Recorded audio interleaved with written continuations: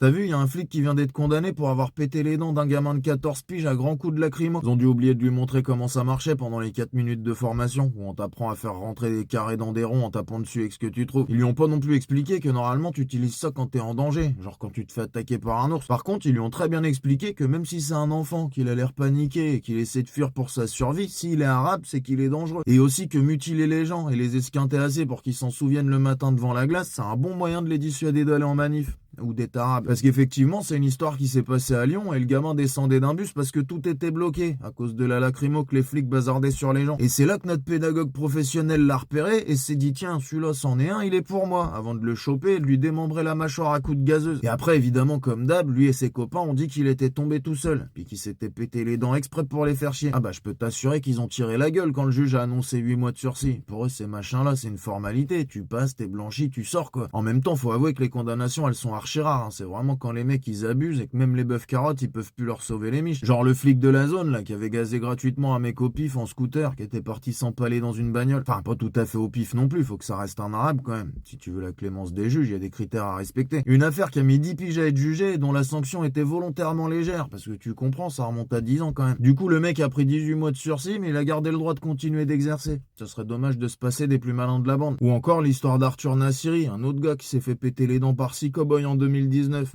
À ce niveau-là, ça commence à ressembler à un king. La défense des mecs, elle a pas mal bougé dans celle-ci, mais ça a fini sur un truc du genre ah ah, vous pouvez pas savoir c'est lequel d'entre nous exactement qui l'a bousillé. Vu qu'on se cagoule, qu'on porte pas de RIO et qu'on se couvre entre nous parce qu'il n'y en a pas un calcul propre. Bah du coup, dans le doute, c'est blanchiment pour tout le monde, non? Et là, pareil, les machins ils font appel, mais surtout ils sont pas suspendus parce qu'on peut difficilement se passer de ceux qui tapent, sinon il reste plus grand monde. Et ça, c'est les quelques-uns qu'on pas réussi à passer entre les gouttes, mais à côté de ça, t'as tous les autres, hein, où il y a pas de vidéo, pas de plainte, pas de témoin, pas de jugement. Mais tout va bien puisqu'on a encore nos carpettes à lardu qui soutiennent coûte que coûte et qui sont là pour nous rappeler que les gens ils avaient qu'à pas être arabes. Et ça c'est bien parce que ça te permet de voir un peu quelle police ils soutiennent. Et crois-moi bien que c'est pas celle qui court après les criminels en costard. C'est celle qui gaze des mecs au pif et qui tape sur des enfants. Parce que c'est ça le vrai danger dans la société.